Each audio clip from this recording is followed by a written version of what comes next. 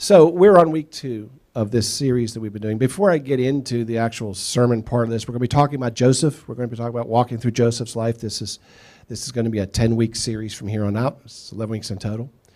And we're going to be talking about each test that he goes through on the path from the dream that God gave him to the destiny God had for him.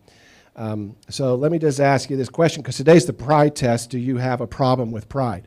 I could preach this sermon every week, by the way, and never run out of my material on the problems that I have with pride. So this is one of those ones that I feel qualified to talk about. I wish I could say that I'm triumphantly and have conquered pride, but I think if I could do that, just to prove that I hadn't. So there's that story about the congregation about their pastor, a badge that he could wear that says the most humble pastor. And then they had to take it away from him because he wore it. So, that's the problem with pride. It sneaks up on you a little bit. But before I get to that, I want to go something very contemporary. And I'm recognizing the fact that not everybody has the same background here. So I'm going to show you a video clip from a man named Russell Wilson. And most of you know who that is, but for the two of you who don't, Russell Wilson is the current Pittsburgh Steelers quarterback. I'm not going to go through a whole biography of him. He's been in the league for about 12 years now. And the reason we got him is because Denver traded him to us. And he won a Super Bowl with Seattle, and then they got traded to Denver after that contract was finished. They thought he was getting too old, wanted to start over. Denver brought him in, and he and the coach just had problems.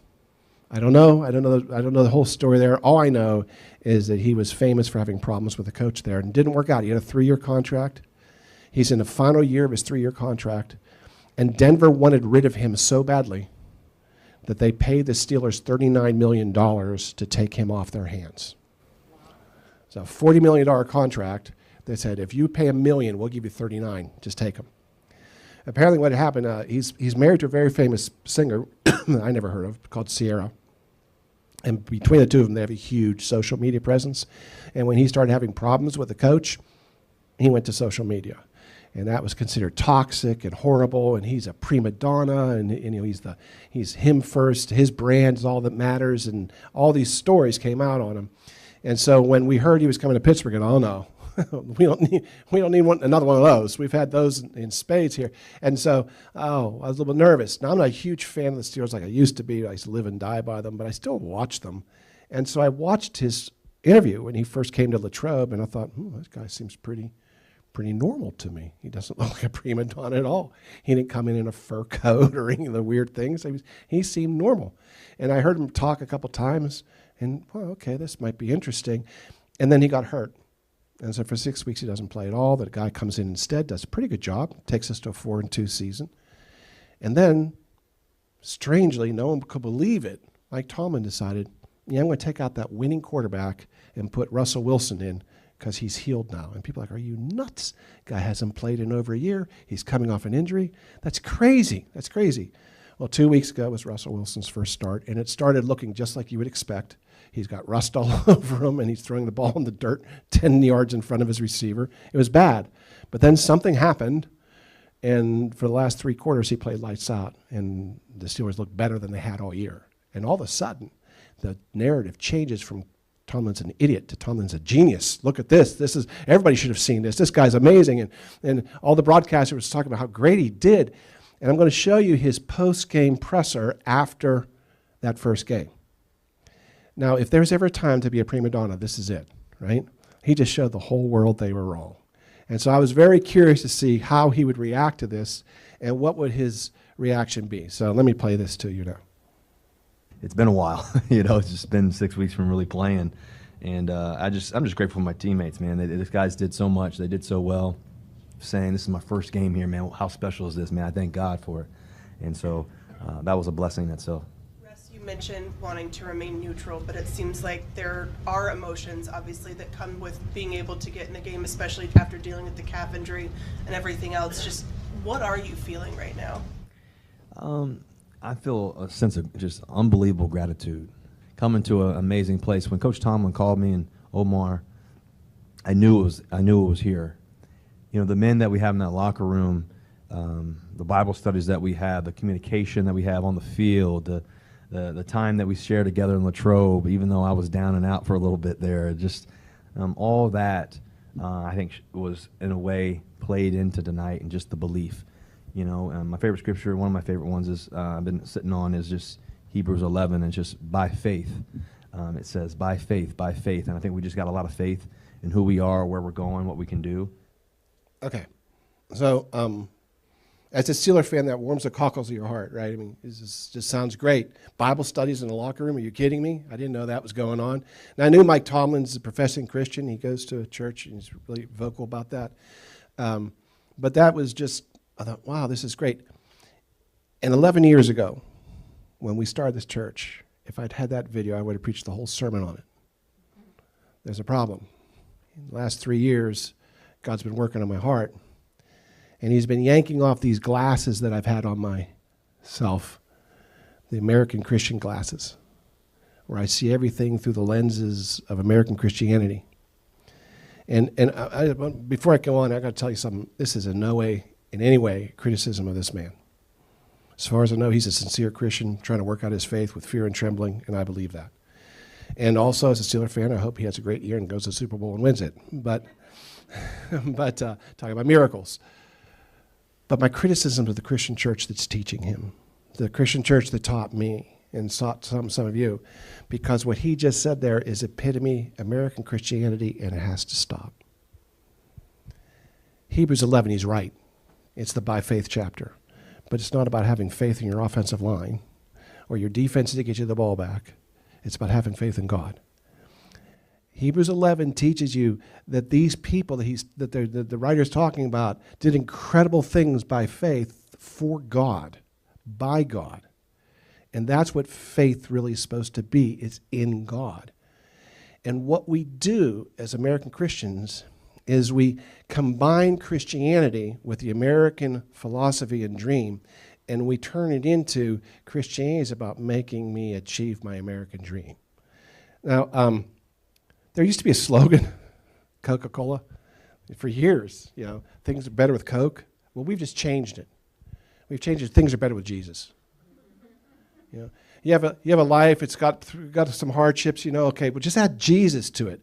If you add Jesus to your life will be better. You'll be happier, you'll be more successful, people will like you better, right? You'll wake up with joy because Jesus brings you joy. What you need to do is add Jesus to your life. That's the American gospel. So you can see exactly why he would say we're supposed to have faith. But American Christianity is teaching us that your life is better with Jesus, but that's not the gospel. The gospel does not teach us that we should add Jesus to our life to make it better. It teaches that we should add our life to Jesus to make it eternal. We're not supposed to be having Jesus join our story.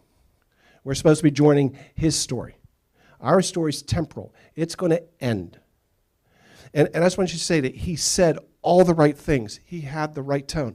And he's clearly a different man than he was in Denver. And I don't know. My guess is he went through a dark time. When you have a whole city mad at you, that must be hard, you know. I just have my wife mad at me, and it's a bad day. I can't imagine waking up and listening to every radio show talking about me and all that. I mean, I can't imagine what he goes through, right? I imagine he went through a pretty dark time. And I imagine one of the reasons he came here is because Mike Tomlin, because he wanted someone who's Christian that he could get with, and that's great. And I believe if he continues to seek God, God's going to show him all truth, because the Holy Spirit leads us into all truth. That's wonderful. But this has to go. This idea that we can use Jesus to make our life better is not only against the gospel, is where pride begins. That is the essence of pride. That's exactly where pride starts out. Pride is not an action, it's a perspective. And when your perspective is wrong, just by a couple of degrees, as we get further out in our life, that keeps getting further and further away. And that's what's happening to us, all of us, the Christians who get hear this all the time. See, pride's a belief that because you are special, you deserve to be treated differently. That's pride in a nutshell. I'm special. Now there are many reasons why we think we're special, you know, different things, different reasons. But that's where we start with. And so we expect things to happen differently for us. It's amazing. I read a statistic that someone was filling out a card for one of these lotto drawings that got up to such a high amount, you know. And the chances of winning that was like something like 1 in 18 million or something crazy like that. And the guy pointed out, this article, that your chances of being hit by lightning is actually greater than winning the lottery in that case. But no one walks out of the house when the storm clouds are gathering thinking, I might get hit today. But everyone who's scratching off their thing and putting in this stuff, thinking, what will I do with $15 billion or whatever those stupid things are, right? We do that because, of course, I'm going to win. Why? Because I'm special. I understand their odds are bad, but my odds are good because I'm special. And because I'm special, God's going to do great things for me personally. And I have things to back that up, to tell you that I'm special. Here's the crazy thing, is that we take this pride in things to support our view of pride of. You know, we're supposed to take pride in things. America teaches you pride. Have you noticed that? We teach you to be proud in America. That's part of our culture. First of all, we teach you to be proud of America, right?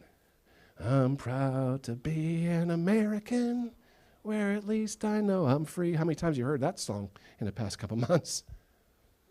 We start there, but it doesn't stop there. Take pride in your family. Don't you dare dishonor your family's good name.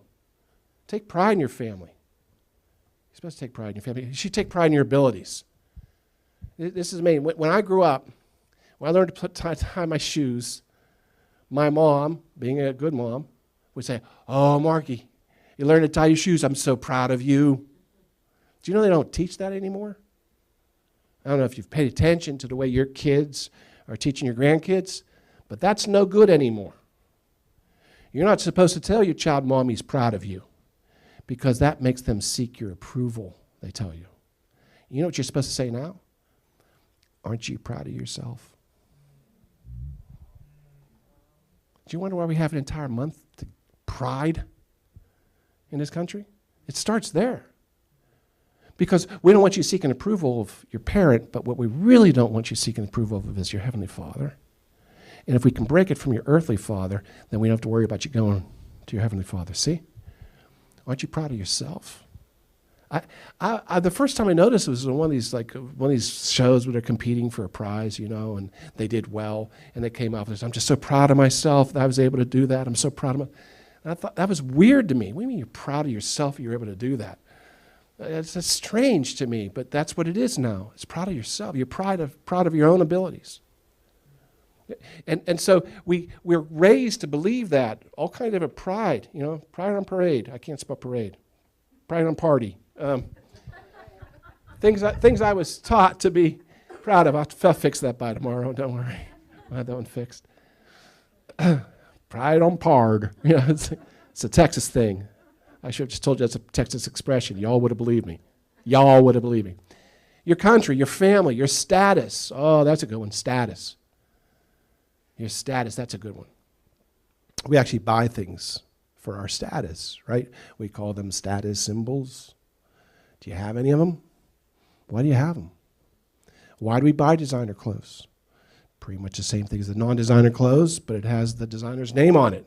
So everybody knows, well, you didn't shop at Walmart, did you? It's a status symbol. It's weird, though. Pittsburgh's backwards. I got to say, I was in Texas, in Dallas. Well, boy, I heard two women talking once. Oh, I love that belt. Yeah, it was $250. Whoa. Yeah, because it matched the $500 shoes. Oh. It's like they would brag about how expensive things were. I listen to you all talk. Love that blouse. Yeah, $5. We're different in Pittsburgh, right? When it comes like, $5 where? Yeah. Okay, we're different here. But that doesn't mean we don't fall into status symbols. When I was in sales and stuff, when I was a young man in my career, boy, I knew what the status symbols were.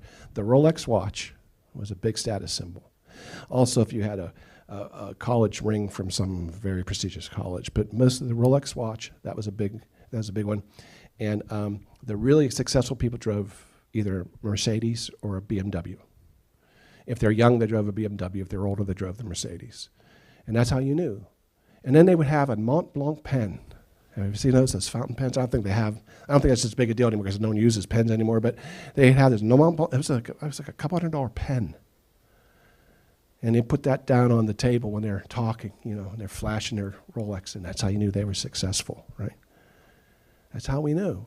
It's changed now. It's other things. Maybe it's not a BMW, maybe now it's a Tesla, I don't know. But there's still status symbols.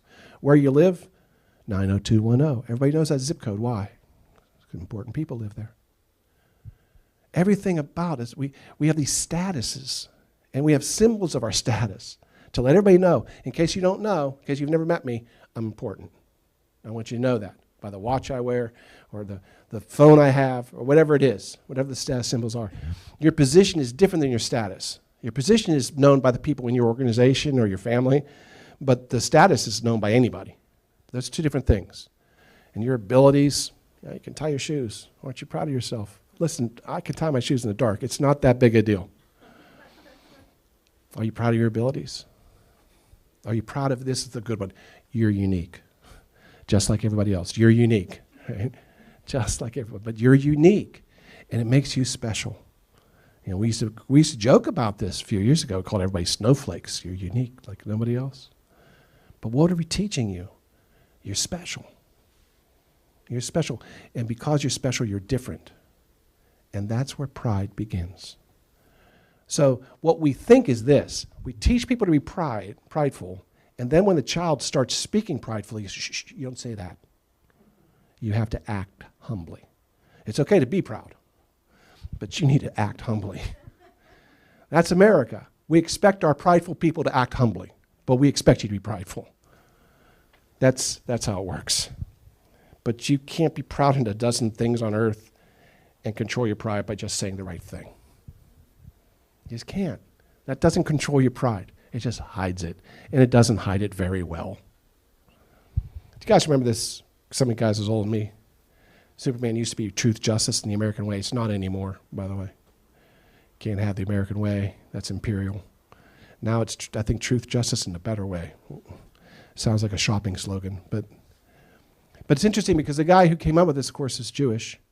And I came across this verse that's like almost the antithesis of this, but it has the same cadence. I wonder if he knew this verse. But let me show you this verse in Proverbs. The fear of the Lord is to hate evil, pride and arrogance in the evil way. Pride and arrogance in the evil way. Wait a minute. What's the difference between pride and arrogance? This is interesting because Hebrew actually has two different words for pride. And it's nuanced. I did a study on it. I can only go so deep. Hebrew language makes my head hurt sometimes. So but the best I can come up with to explain it kind of in a non-nuanced way is the difference between pride and arrogance, and they both have the same root word. Is the ga is a root word. Is a geon is this pride, and geah is the other one. So this is pride, and this is we translating arrogance. But if you can see that geon is exalting yourself because of what God has done. That's kind of prideful too, right? Do you speak in tongues? I speak in tongues. Well, I have the gift of prophecy. Do you have the gift of prophecy? Isn't that something? Christians brag about that stuff. Or even if God did a great miracle in life. Yeah, God did something really great in my life. Did He do something great in your life? See, we can be proud of things that God's done for us. By the way, if you have some kind of a special ability, like you were born to be a great singer, or you're born to be really fast, you didn't do that. That's God-given. That pride is this one. The arrogance is exalting because of what man has done, either you or somebody else. Exalting because of what I've done. And I'm proud of myself for it. They're both coming from the same place, though, right? The problem is that God has these verses all throughout the Scripture. Those who exalt themselves will be humbled, and those who humble themselves will be exalted. See, that's why we don't want to say prideful things. We're afraid God's listening, He'll smack us. But that's not the point, right? It's what's in our heart. It's how we're living. It's our perspective on things. But this is throughout the Bible. It's repeated over and over again. I want to show you this thing that Peter says, picking up on this. He says, in the same way, you who are younger must accept the authority of the elders. That's gone, by the way. I was watching a YouTube channel a while ago, a guy named Rick Beato. He's actually a Grammy Award-winning producer of music. He has like platinum albums that he produced. And he started his channel on YouTube to show people how to produce music and things like that. And he was talking about some song and talking about how it could have been better. And some 20-year-old punk commented, yeah, okay, boomer. It's like, because he had gray hair, he doesn't know what he's talking about. Guy's forgotten more about music than this 20-year-old punk kid. But they don't go to those channels. They go to the 20-year-old channels. The 20-year-old's telling them about music. Oh, this guy I'm going to listen to because he's like me. We have people from that generation who've come to this church, they look around and don't see anybody else like them, and they leave. Because, I got nothing to offer you. I don't know what it's like to be 20. I remember 20. Wasn't that long ago. Anyway, younger people are supposed to accept the authority of the elders, and all of you must clothe yourselves with humility. When he's saying clothe yourself with humility, he's not saying pretend really, really well. He's saying he's supposed to make humility part of you. Part of you. In your dealings with one another, because God opposes the proud but gives grace to the humble. But look what he says. Humble yourselves, therefore, under the mighty hand of God, that he may exalt you in due time. Well, wait a minute. Are you promising me he's going to exalt me? Yes, but he's not saying do this for that. He's saying if you're going to be exalted, let God do it. Have you ever talked to somebody who brags about themselves all the time? Isn't it wearying? Everything you say, talk about how great they are. Isn't it better when somebody else says they're great? It's always better. Isn't that a better thing? But no, he says, let God say you did something good. That's a good one. Let God exalt you in his spare time, in due time, right?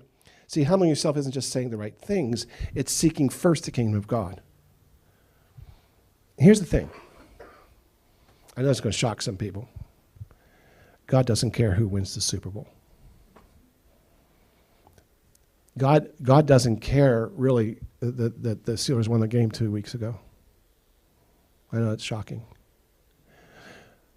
When Russell Wilson was speaking in that room full of reporters after the game, you know what God cared about? Those reporters would come to know him, to be his disciples, and to live with him righteously forever. That's what God cares about. That's what he cares about right now in this room. He doesn't care about our anniversary. He cares about you being here right now. He wants to get a hold of your heart, and he wants to make you righteous, and he wants you to be his disciple following him so that you can live with him forever. That's what he cares about. This is his treasure right in this room. It's the people. And that's what God cares about. And if we don't seek the kingdom first, we're caring about things God doesn't care about. And we're letting things God doesn't care about motivate us throughout the day. That's pride. Sorry, God. Other people can do that. I'm special. I'm going to go achieve my dreams, my goals, and it'd be great if you get on board and help me. Right? That's basically pride. So let us now look at Joseph. So we're talking about how Joseph is tested. Joseph is tested first and foremost by his pride. And spoiler alert, he fails the test. In fairness, he's 17 years old, and I failed that test many times when I was 17 years old. There's nothing proud like a young man, I don't think. I think young men are probably the most prideful things on the planet. I remember it well. Anyway, let's go ahead and talk to Joseph. Finally, let's get into Joseph. It's only been 2 weeks. The Bible starts out saying, this is the history of Jacob, and then quickly switches to tell you all about Joseph. It's kind of a funny verse. When Joseph was 17 years old, he was feeding the flock with his brothers. He's with the sons of Bilhah and the sons of Zilpah, his father's wives, which is actually being charitable. Those are concubines. And Joseph brought a bad report of them to his father. Now, they're very specific of the people he's with because there's 12 of them. Now, the brothers of Bilhah and Zilpah were probably about 5 or 6 years older than he was. If you went all the way up to Reuben, he's a decade older than he is. That's a very long family, right? And so he's there with people who know more about keeping sheep than he does. That doesn't stop him from knowing everything. He sees them and says, he brings a bad report. An interesting thing about the bad report is the word here, dibah, means slander or gossip. It wasn't just, hey, they miscounted your sheep, those idiots can't count, bad report. It was they were doing something they shouldn't have been doing, and I told them about it. Now, why does he do that? Why do you bring a bad report like that back? First of all, it's really bad for relations between you and the people you're working with. But why? Why do you do that? You do that to puff yourself up and drive them down. A lot of people will drive other people down in a way of making themselves look better. You've seen that at work, I'm sure. It always frustrates you when you meet people like that. People are always putting me down just to make themselves look better. That's what he's doing. Why is he doing that? Because he wants to look better. Why is that? Because he's special. And we'll find out later, he doesn't like being out in the field with the flocks. So he stops going. Now, the problem is that he is a favorite son of Jacob. The Bible's quite honest about this. It says Israel, that's Jacob, same person. Loved Joseph more than all his children. He has 12 children. He loves Joseph most. In fact, he has 12 sons, even more children. He loved Joseph most. That's awful, isn't it? And it says because he's the son of his old age. Okay, Moses is being gentle here. There's a reason why he liked Joseph most. He had 2 wives, one named Leah, one named Rachel. He loved Rachel. He got stuck with Leah. But it turns out Leah was more fertile than Rachel, and she had lots of kids. It wasn't until much later that Rachel has her first child, and his name is Joseph. And then she has a second child, and she dies in childbirth. So these 2 children are the only thing that reminds him of his beautiful wife that he loved dearly. So he showers Joseph with gifts and favor. And that's not the way the culture worked. Reuben was supposed to be the one showered with gifts because he was firstborn. The way it worked in those days, when the father left the inheritance, the firstborn got half of everything. The next one got half of that, and then half of that, and half of that. And you keep cutting stuff in half. By the time you get to Joseph, he gets a coffee mug and a poster. There's like nothing left, right? That's how it's supposed to go. But instead, he says, well, that's the firstborn of the wife I loved. How does that make Leah and all her children feel? But that's what he does. He says, the brothers saw their father loved him more than all his brothers, and they hated him. They couldn't even speak peaceably to him. They're already angry at him, and he goes and brings a bad report home. This is somebody who's so prideful, they have no self-awareness at all. Like, you have to really be stupid not to see that. And he also says he made him a tunic of many colors, and a coat of many colors. You maybe heard that expression. That's an interesting word in the Bible. It's a tunic or it's a robe. It's not a coat. Many colors also means long reaching to the palms and the feet. See, you don't normally get a robe made like that. You get a robe that kind of fits you. And if it comes to here, great. It's a robe, right? You're out in the field, what do you care? No. In order to have this coat fit all the way to the palms and all the way to the feet, it has to be custom tailor-made. That cost a fortune. And it was many colors, which also cost a fortune.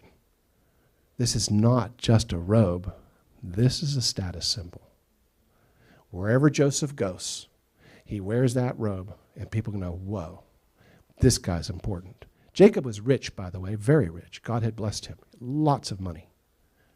So he's like, that family is like, I don't know, the Cartwrights. Remember that? You guys probably don't know who Cartwrights are. Okay, whatever. There's this big family, and they're rich and they're powerful and they kind of run, I guess the Yellowstone family would be the modern version of that. I don't know. Anyway, that's what they are. Everybody knows who they are.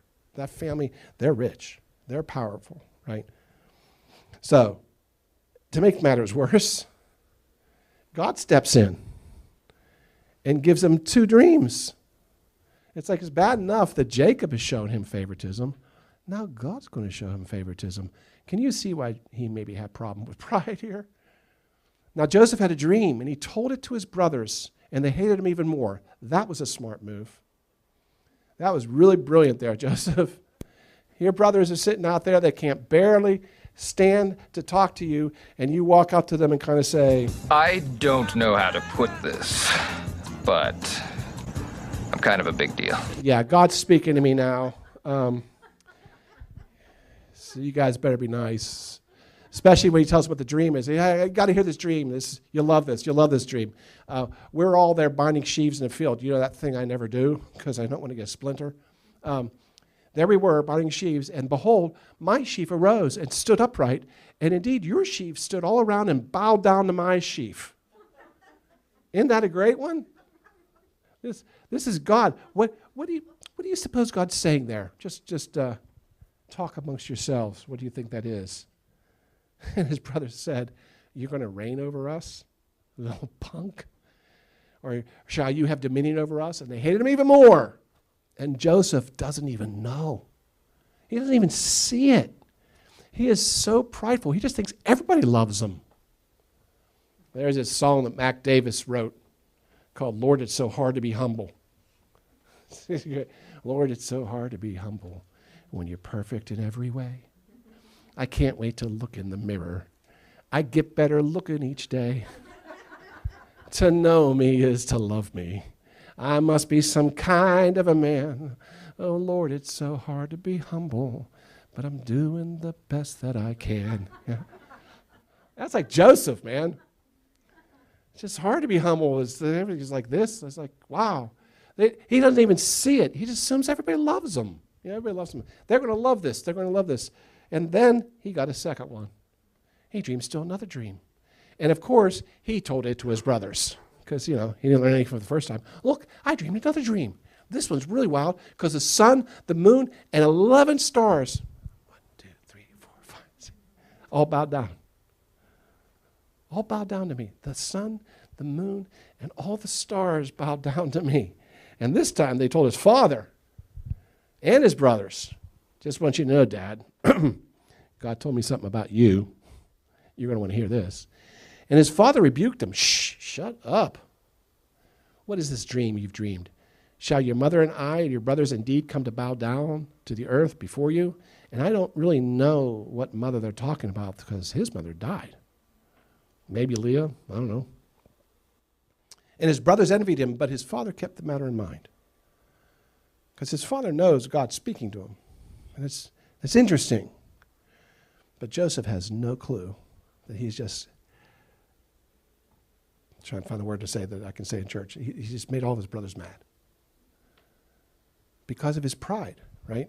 Now, I want to show you something, though, about Joseph and where he is right now on the pride list.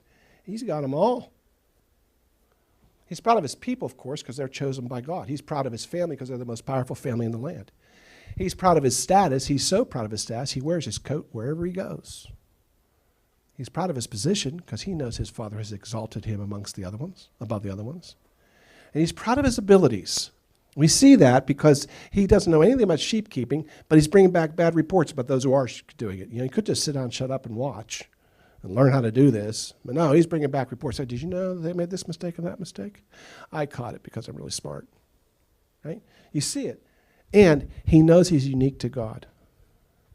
God has given him something special. And because of that, he's better than everybody else. I'm telling you, that last one is a thing. Some of you have read my book. You know I almost died when I was a baby. I was 13 months old. God stepped in, saved my life. When he stepped in, he gave prophetic word over me. Do you know what that did to me growing up? Oh, I'm special. I'm special. I'm more special than anybody else. It took me a long time to realize that God loves you as much as he loves me. It's not easy for me sometimes. I look at him and I go, God, I barely even like that person. You love them? Love them as much as I love you. Ooh, that one hurt. I'm special to God, and so are you. The uniqueness to God is your unique relationship with God, but it doesn't make you better.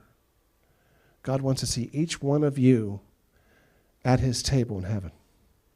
The same he wants to see me at his table in heaven. And you're as precious to him as anybody else. Right? But you don't see that when you're prideful. Because pride needs to be unique because you want to make exceptions for yourself everywhere. You don't make excuses that scriptures don't apply to you. You make excuses you don't have to go the way there, but you don't have to work at things. You're just special. They'll see. Everybody will see. Now, next week we're going to get to what happens to him after all this, but let me just, spoiler alert, for those of you who may not know the story, but I think everybody does. In 24 hours, he's going to lose it all. Every one of those things he's proud of will be stripped away from him. His own family will turn on him. They'll take that coat right off his back. They'll throw him into a pit. And all of his beautiful words and ways to speak doesn't get him out of there. They sell him into slavery. He goes to a land where he doesn't even speak the language. He goes from being the spoiled brat of a rich kid, of a rich father, who basically stays home and does nothing, to being a slave, where he gets whipped for making mistakes that he doesn't even know he's making. He has no position, no status. His family's gone. His abilities are useless in 24 hours. Now, there's a reason for that.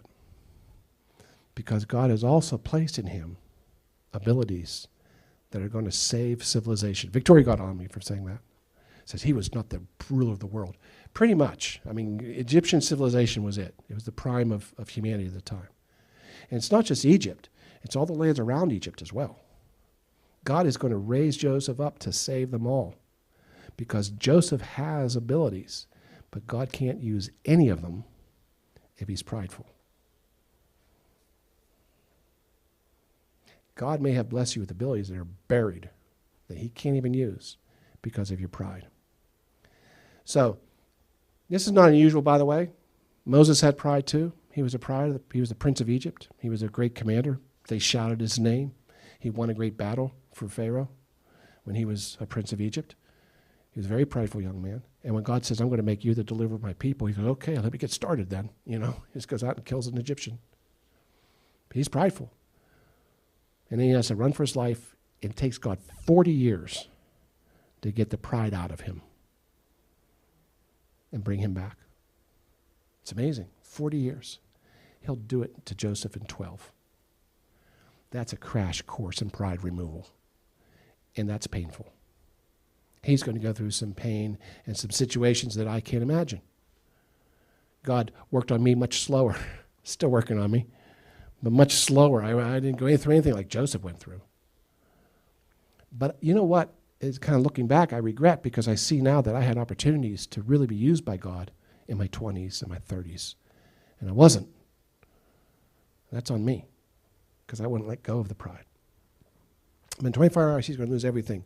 So, okay, what does that mean? Does that mean I'm supposed to, basically walk around just like saying I'm a miserable worm now all the time and I keep myself from being prideful?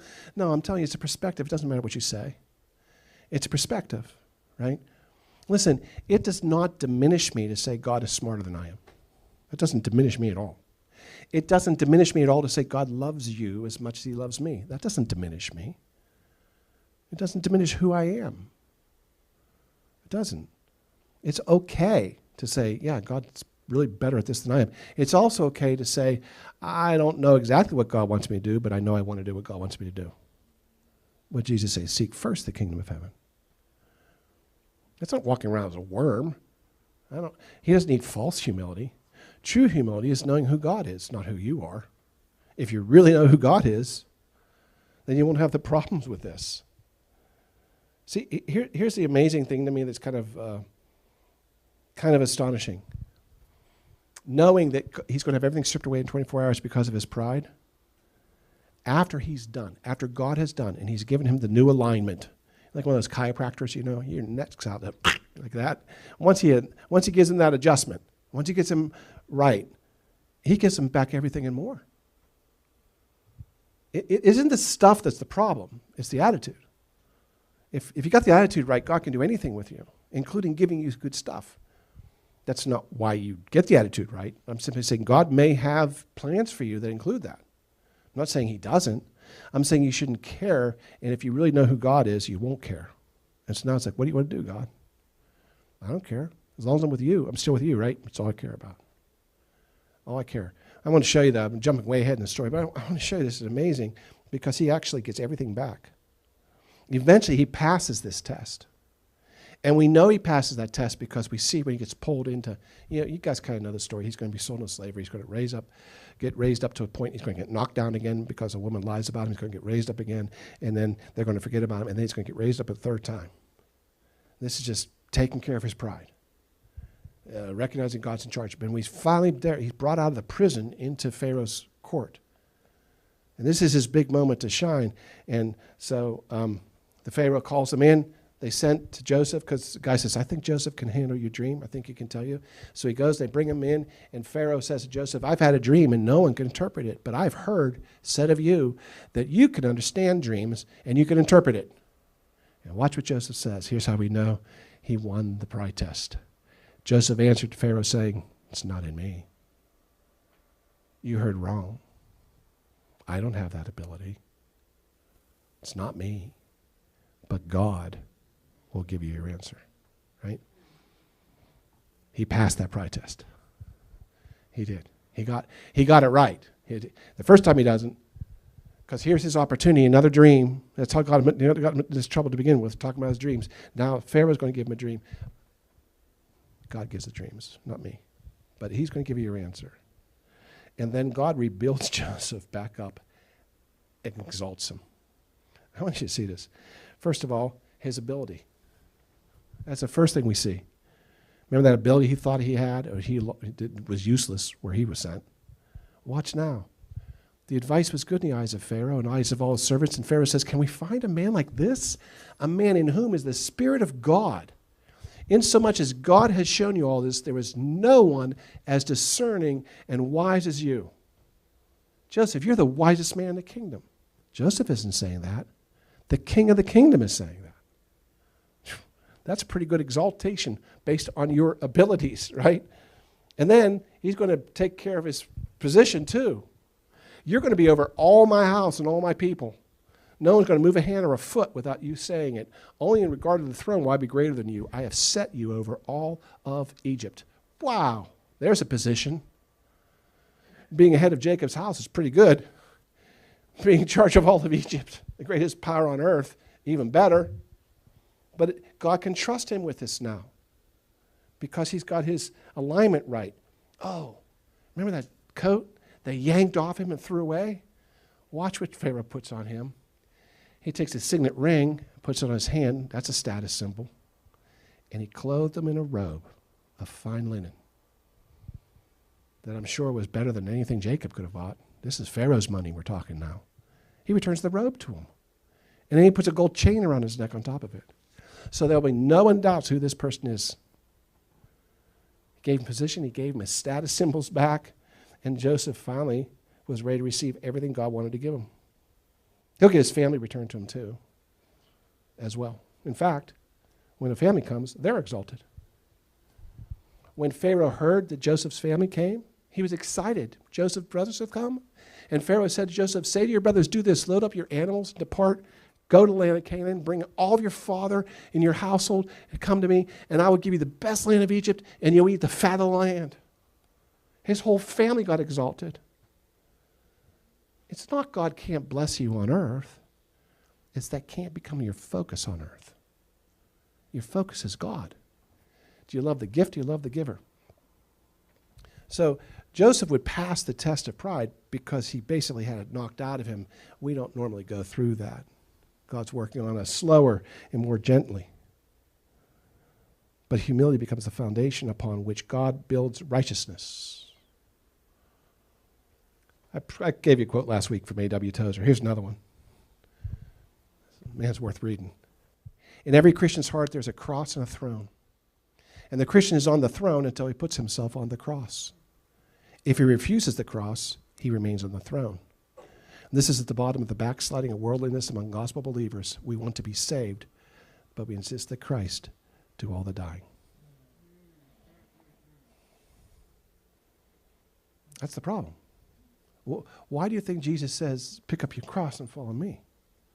We have to be dead to all that. If Jesus is truly our Lord, we stop worrying about what our dreams are and worry about what his dreams are. And he'll do whatever he wants as far as exalting us, but that's up to him. All I care about is that when I get there at the end, he says, well done, faithful servant. That's all I care about. Doesn't matter what I accumulate here. I'm going to lose it all anyway. Doesn't matter at all. This is a scary verse, actually, as well. For though the Lord is high and exalted, he regards the lowly or the humble, but the proud he sees from far away. He won't even come near you if you're prideful. He won't even come near you. You're going to be proud? God said, okay, I'll talk to you from over here. He comes close to the humble. Do you want to be close to God? You can't do it with pride in your heart. Your pride's going to keep him away. Humility is the foundation upon which God builds righteousness, and pride is the foundation upon which Satan builds destruction. He wants you proud of yourself. This whole thing going from mommy's proud of you to aren't you proud of yourself, that's from Satan. Look at what people are saying now. Look how far we've come by teaching people to be proud in themselves. That's exactly opposite of the scripture. Exactly opposite of the gospel. One more. The highway of the upright leads away from evil.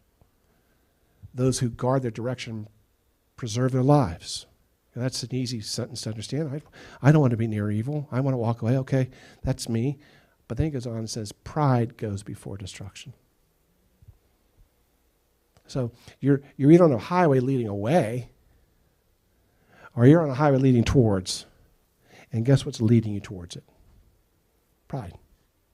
Pride goes before destruction, a haughty spirit before a fall. By the way, people get that wrong all the time. Pride does not go before a fall. Haughty spirit goes before a fall. That's not as bad as destruction, though. A haughty spirit is what you have before you develop pride. Haughty spirit will go before a fall. Pride goes before destruction. That's our choice. The pride test is, are you going to put God first and say goodbye to all your dreams and let him rebuild you? Or are you going to say, no, I'm special. I deserve to be treated special. And God, if you want me, you're going to have to treat me specially.